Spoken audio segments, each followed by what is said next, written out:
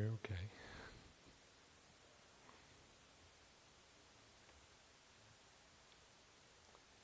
That's it.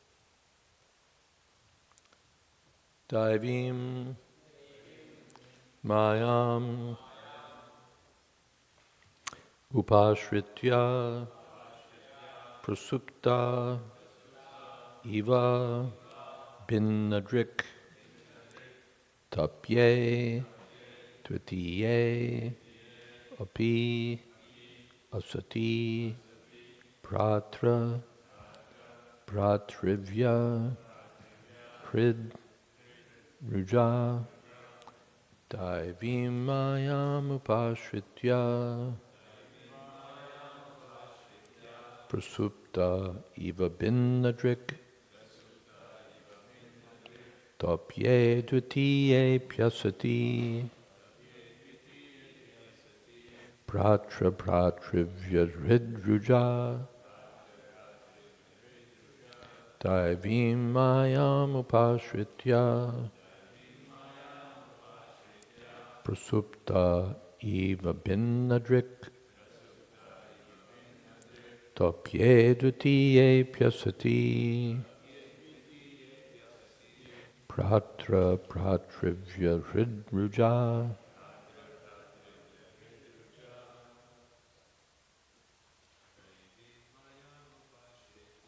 Daivim Mayam Upashritya Prasupta Iva Binnadrik Pratvya Pyasati Pratra Pratrivya Hridruja Daivim Mayam Upashritya Prasupta Iva Binnadrik Bhartret Patriya Pyasati Pratra Pratrivya Hridruja Daivim Mayam Upashritya Prasupta Iva Binnadrik Tapye Dvitiya Pyasati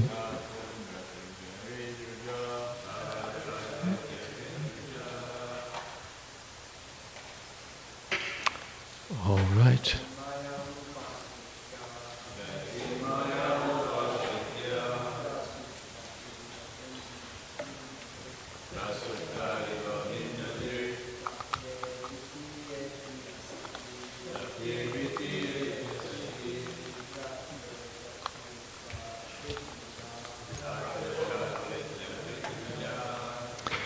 Diving of the Personality of Godhead. Mayam, the illusory energy. Upashritya, taking shelter of. Prasuptaha, dreaming while asleep. Eva, like. Binnadrik, having separated vision. Tapye, I lamented. Tvitiye, in the illusory energy. Api, although. Asati, temporary. Bhratra, brother. Bhratrivya, enemy. Hrit, within the heart. Ruja, by lamentation.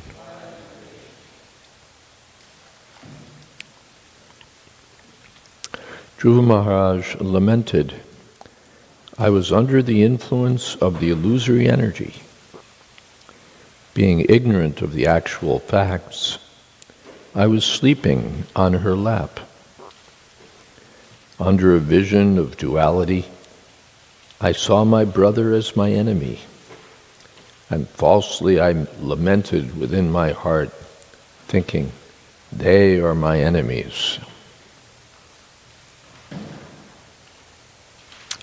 Purport. Real knowledge is revealed to a devotee only when he comes to the right conclusion about life by the grace of the Lord.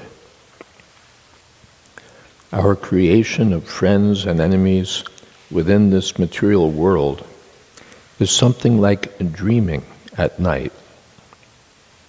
In dreams, we create so many things out of various impressions in the subconscious mind. But all such creations are simply temporary and unreal. In the same way, although apparently we are awake in material life, because we have no information of the soul and the supersoul, we create many friends and enemies simply out of imagination. Srila Krishnadas Kaviraj Goswami says that within this material world or material consciousness, good and bad are the same. The actual fact is that all living entities are sons of God or byproducts of His marginal energy because of our being contaminated by the modes of material nature. We distinguish one spiritual spark from another. That is also another kind of dreaming. It is stated in the Bhagavad Gita that those who are actually learned do not make any distinction between a learned scholar, a Brahmin, an elephant, a dog, and a Chandala. They do not see in terms of the external body. Rather, they see the person as spirit soul. By higher understanding, one can know that the material body is nothing but a combination of the 5 material elements. In that sense also, the bodily construction of a human being and that of a demigod are one and the same. From the spiritual point of view, we are all spiritual sparks, parts and parcels of the Supreme Spirit, God.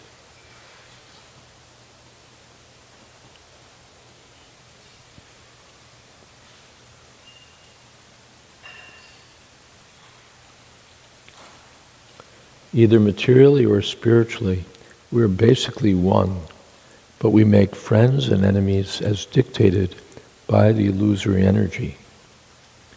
Dhruva Maharaj therefore said, Daivim mayam upashritya. The cause of his bewilderment was his association with the illusory material energy. What is that fan?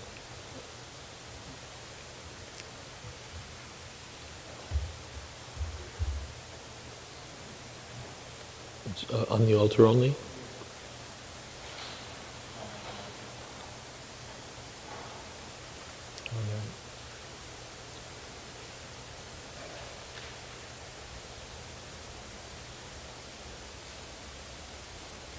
It's just blowing cold air right straight at me. But I hope it's not cold for Radha Govinda too. It's not really cold, it's not really hot in here, is it?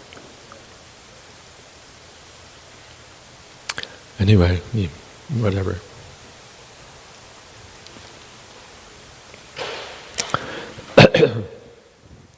Daivim mayam upashritya prasupta iva binnadrik tapye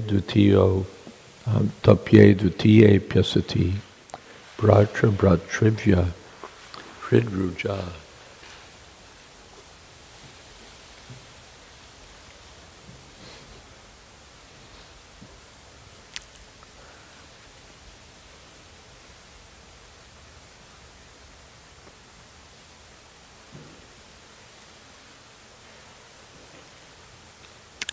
So Dhruva Maharaj is lamenting.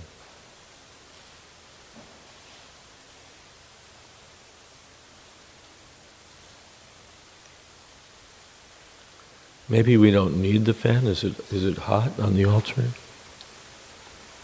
Does it get hot there or something?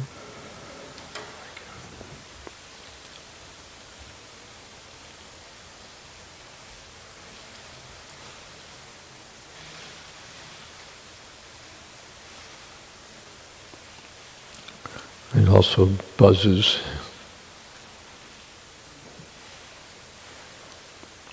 All right. Daivi mayam upashritya.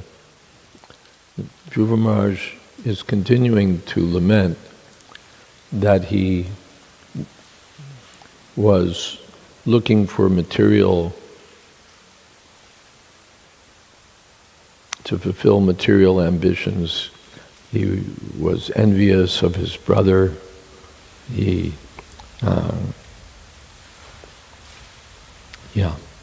saw his brother as a rival, an enemy. So he says, in the previous verse, he said, it must have been that the demigods clouded my intelligence.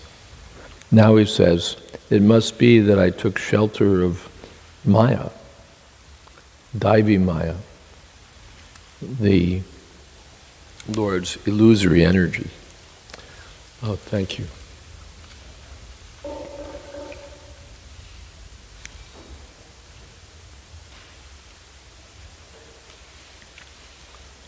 And now it's quiet, and it's better.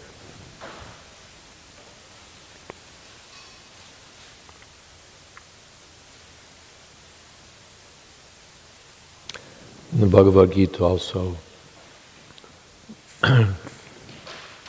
Moghasha Moga Karmano Moga Jnana Vichetasaha Rakshasim Asarim Jaiva Prakritim Mohanim Shataha.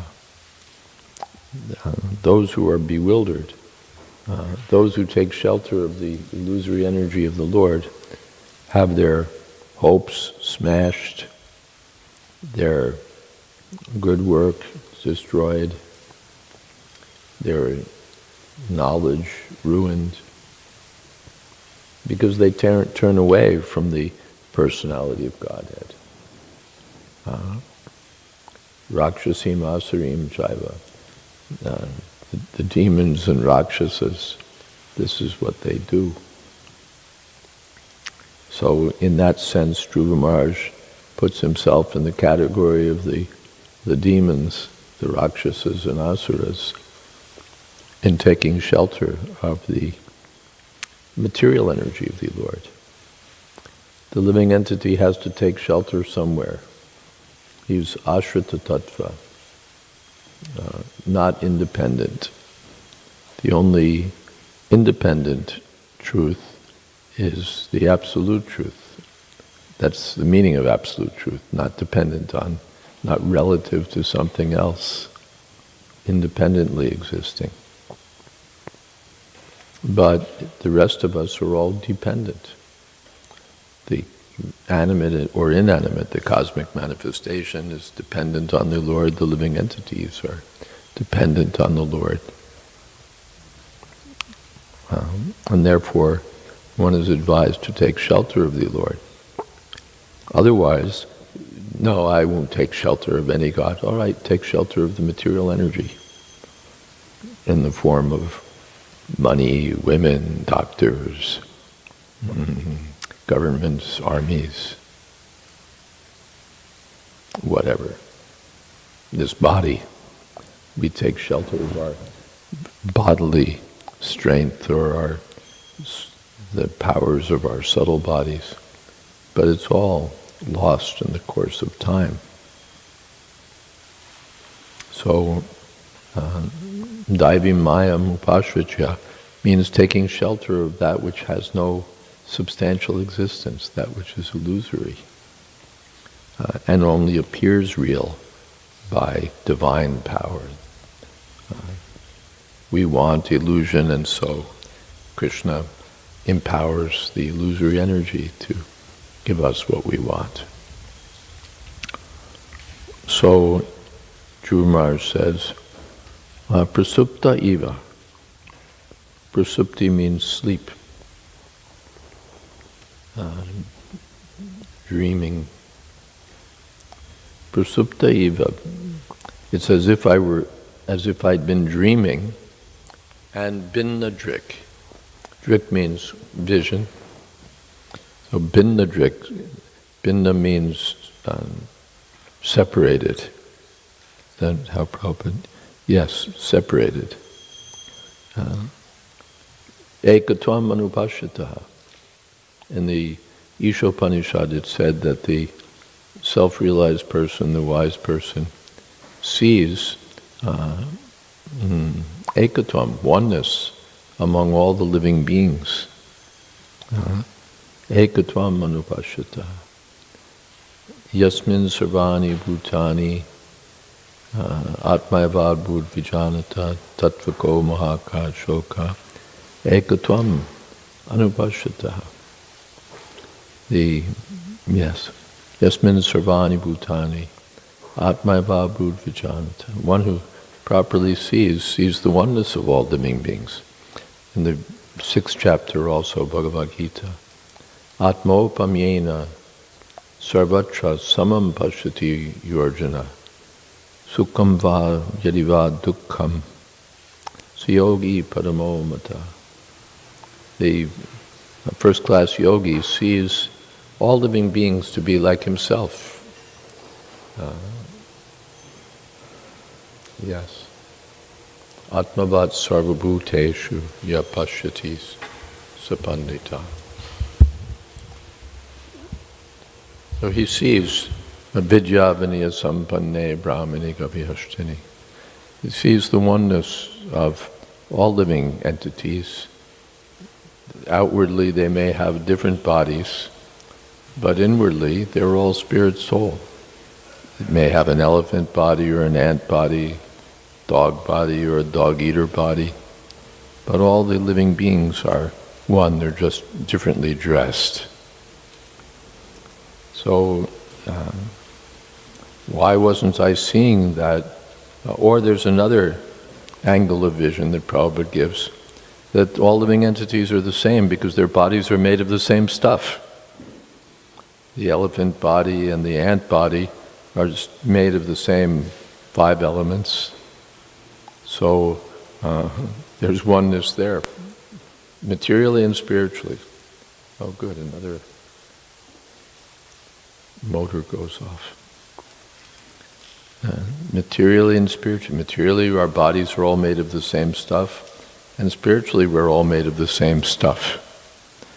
So why make distinctions? Dvaite, Badra Badra Gyan, E Manodharma. In the Chaitanya Charitamrita, Kaviraj Goswami says, this business of seeing, discriminating, this is good, this is bad, it's all a mental concoction. It's all a mental concoction.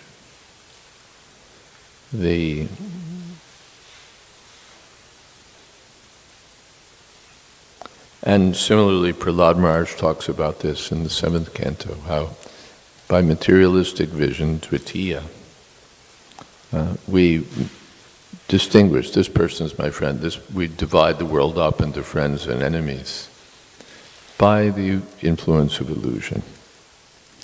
Otherwise, on the spiritual platform, there's no such thing as friends and enemies. Different living entities are acting according to the modes of material nature. The big enemy is my mind. In Bhagavad Gita,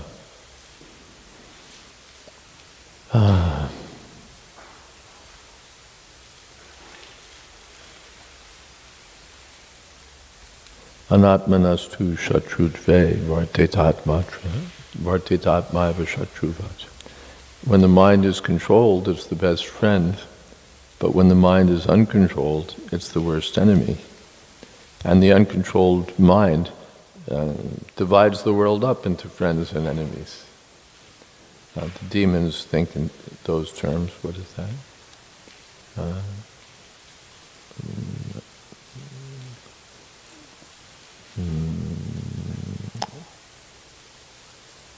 Shatru Maya Hatam Shatru. Let's see.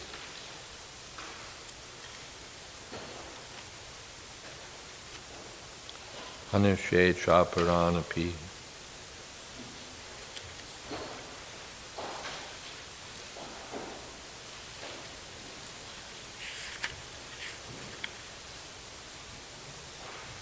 Aso Maya Hatashatru Anushe Chapa. He's my enemy and I've killed him. I'll kill my other enemies. I'm perfect, I'm powerful, I'm happy. Ishvaro Ham Bhogi Siddho Ham Balavan. So this is the materialistic mentality. These are my enemies, I've killed them, I'll kill my other enemies. Sees in terms of friends and enemies. But a saintly person like Prahlad sees that everyone is part of Krishna. Why should anyone be my enemy? Why should anyone be my friend? But when the mind is uncontrolled, we imagine these people are our enemies.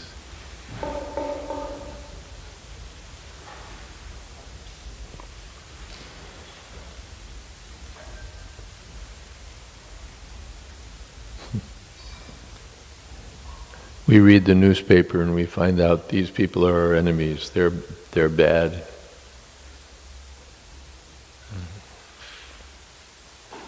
Or within ourselves we decide that someone's our enemy. And once someone's our enemy, then we drill down on, we become fixed on it. We obsess over it. This person's my enemy. What is he doing?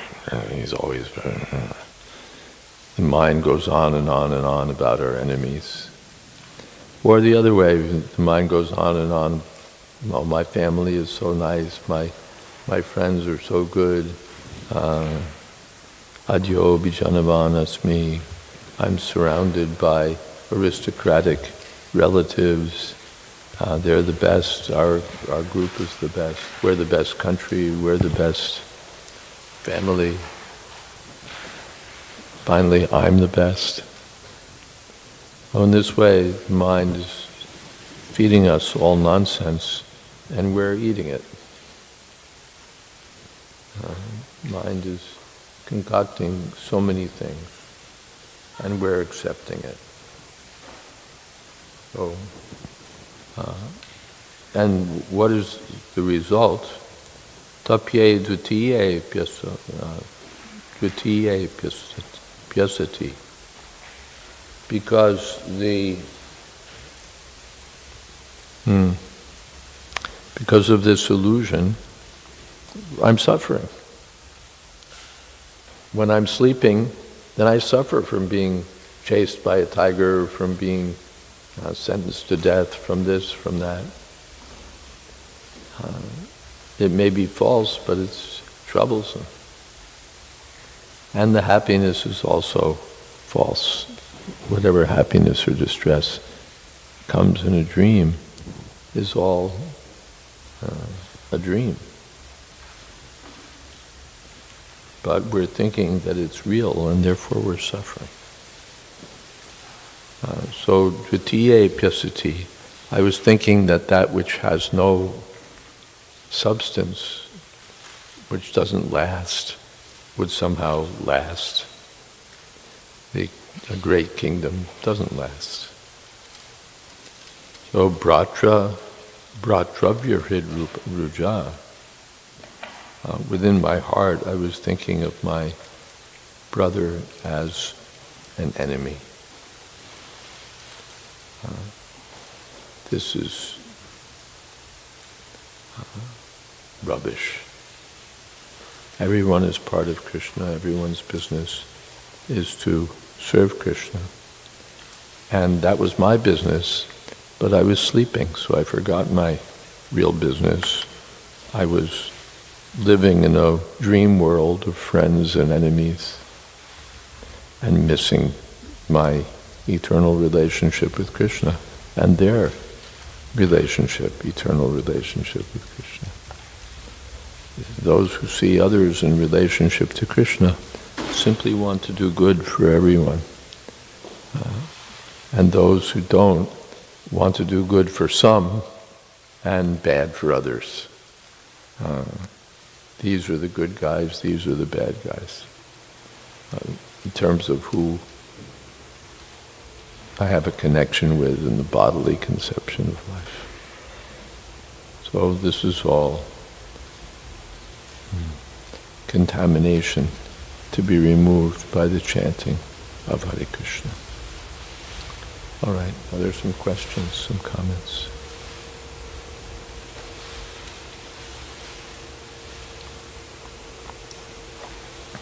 Yes?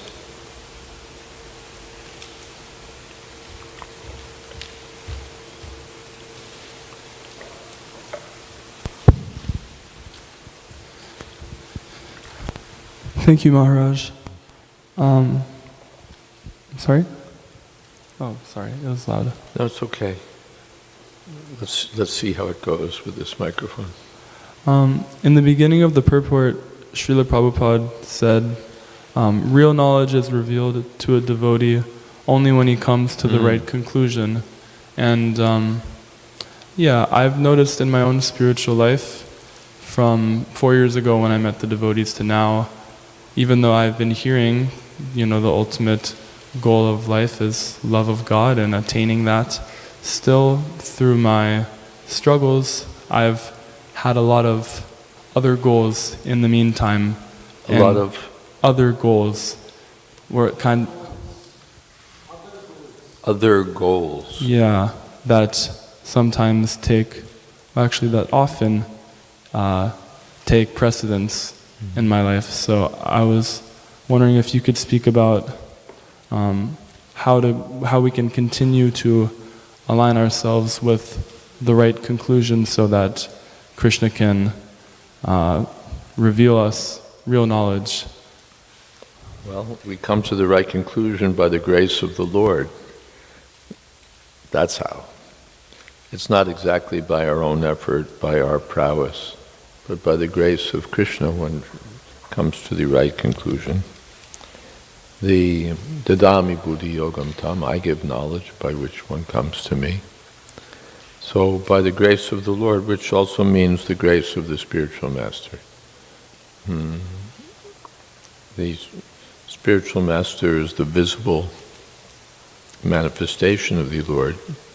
So when he's pleased, then Krishna is pleased. Yasya prasadam, Bhagavan prasadam.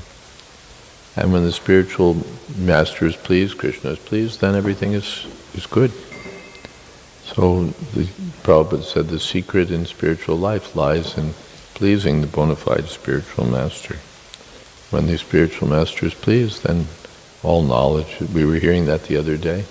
The sages said, you're such a nice, gentle person that your spiritual masters were pleased with you and they reserved for you all the blessings bestowed on a gentle disciple. So if the disciple is sincere and serves the spiritual master and the spiritual master is pleased, then all the prakashante mahatmana, everything is revealed. Yasya deve parabhakti, for one who has faith in bona fide spiritual master and equal faith in the personality of Godhead, everything is revealed.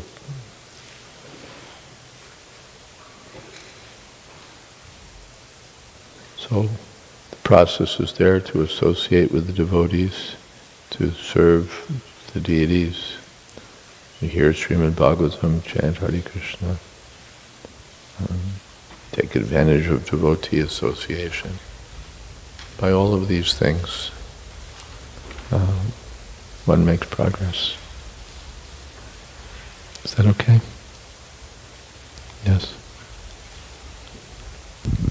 Hare Krishna Maharaj. Hare Krishna. Thank you so much for the class. You mentioned that uncontrolled mind is the reason why we discriminate into friends and enemies.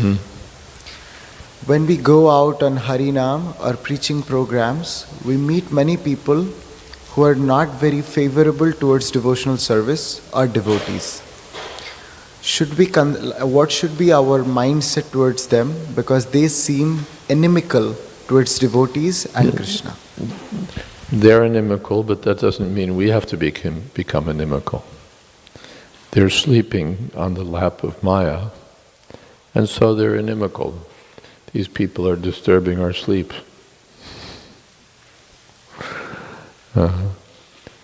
But that doesn't mean that we have to take them as enemies. Just like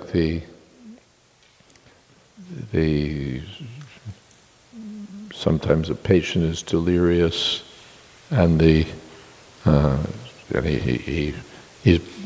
cursing at the doctors, and sometimes flailing his arms, and even hitting the doctor. So he thinks the doctor is his enemy, he's trying to hurt him. But the doctor doesn't take it that way, that he's my enemy. He's an unfortunate, delirious patient. So the devotee takes it that way. Haridas Thakur doesn't ask, "Oh, dear Lord, please curse this enemy of mine." But due to their misfortune, they're thinking in this way, friends and enemies. But not that I have to think that way. Is that okay? Thank you, Maharaj. If I may ask a follow-up question to that, is there a point when we should stop being compassionate towards them, especially when they start offending other devotees? Well, compassion may be there, but compassion, if they're offending other devotees, is to, set them straight. You nonsense rascal. Not that he's my enemy, but he's, this is part of his disease. So, you nonsense rascal. Or to prevent him from doing.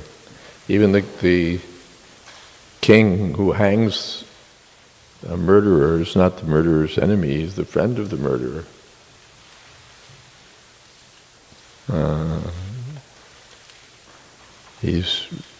What is that?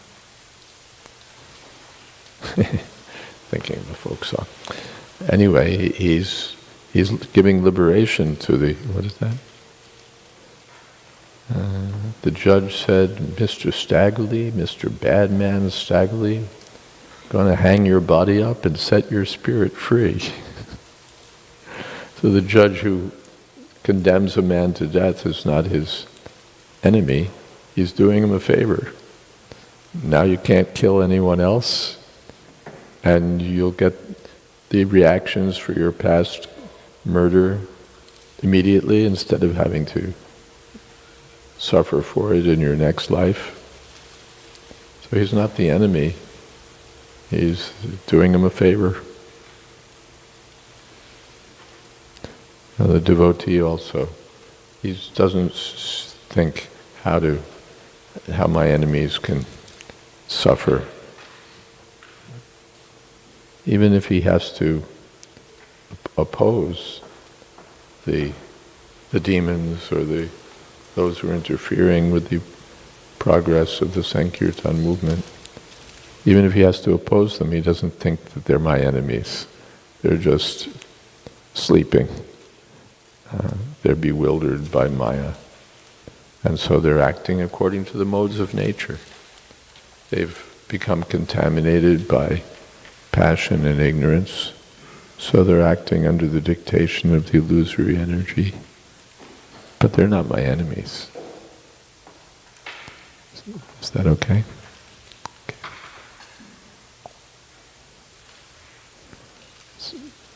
Something else? Yes?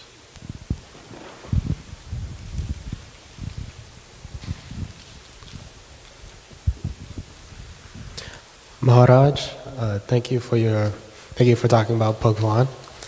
And when you made the point about how we can go into a loop about constantly thinking of our family. Did you hear that?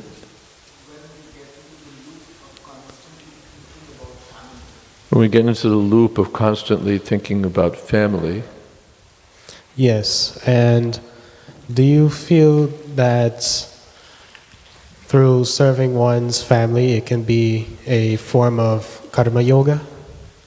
Or does focusing on family too much deride the person from bhakti to Bhagwan?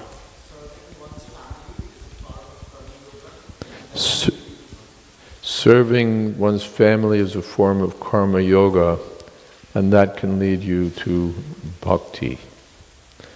Then why doesn't Bhagavad Gita, why does Krishna say sarva dharman parityajya? Give up all this other business and surrender to me. Why doesn't he just say, serve your family, and then you'll come to me? Do we see anywhere that Krishna says, just serve your family and then you'll come to me?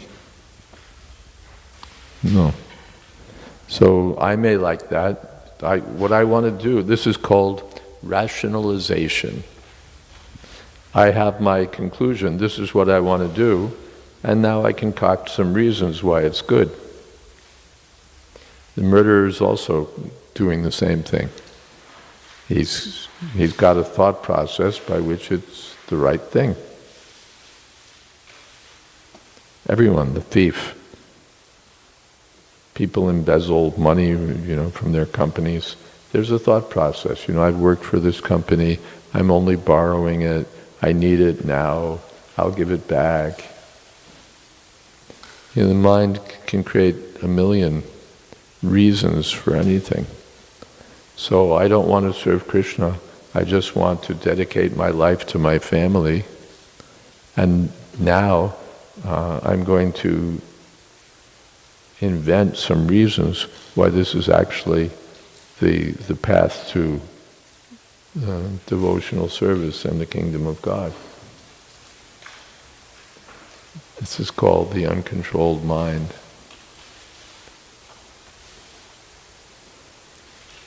If it were the best path, or, in one sense, all right, anyone who's serving anyone is indirectly serving Krishna.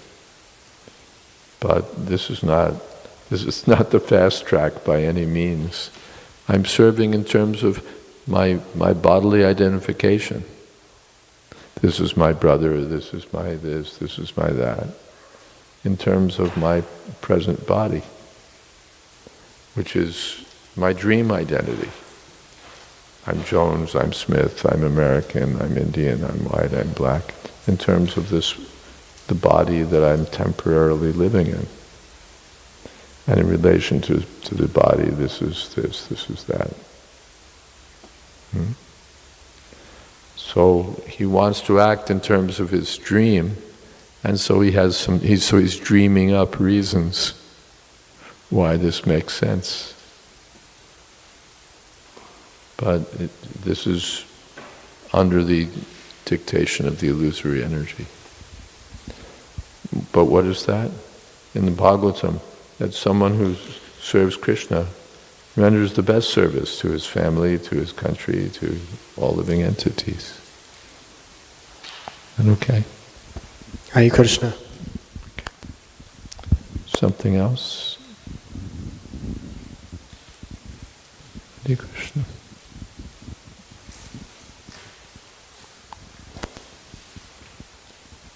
Well,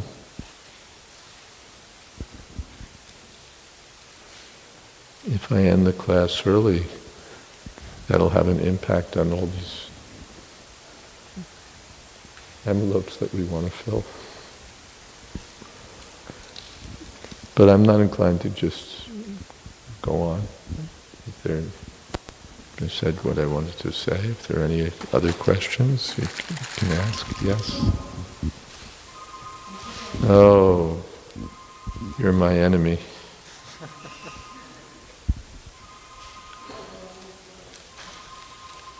Hare Krishna Maharaj. You quoted the verse from Ishopanishad, Yasmin Sarvani Bhutani. My question is that sometimes impersonalists might use this verse as evidence of how everything is ultimately one. And so what can we do to address that? It's true. The impersonalists may use this verse, Yasmin Sarvani Bhutani, to say that everything is one. We accept that. We're not against that. That's what the text says, Ekatvam, oneness, Anupashita, he sees oneness. So why should we disagree? No, we don't see oneness. We see oneness also. Sarva Kalavidam Brahma, there's nothing but Krishna everywhere. So there's oneness. But there's also difference. That they don't see. They think only oneness. Everything is one. Prabhupada, there was some professor that was arguing everything is one. Prabhupada took him by the shirt. If everything is one, why don't you wear a cotton ball instead of a shirt? There's obviously, there's oneness, but there's oneness between the cotton and the shirt. Even when you turn the cotton into cloth and turn the cloth into a shirt, it's still cotton. But that's cotton you can wear. And the cotton ball, the cotton in the plant form, you can't wear. So there's a difference. Chaitanya Mahaprabhu, when he was playing as a Mayavadi child, his mother said, no, mud is the same everywhere, but if you turn mud into a pitcher, I can carry water in it. If you turn it into a brick, I can't. So there's oneness and difference. This is Mahaprabhu's philosophy. We accept there's oneness, but there's also difference. Oneness is incomplete, oddly enough. Oneness leaves out two-ness.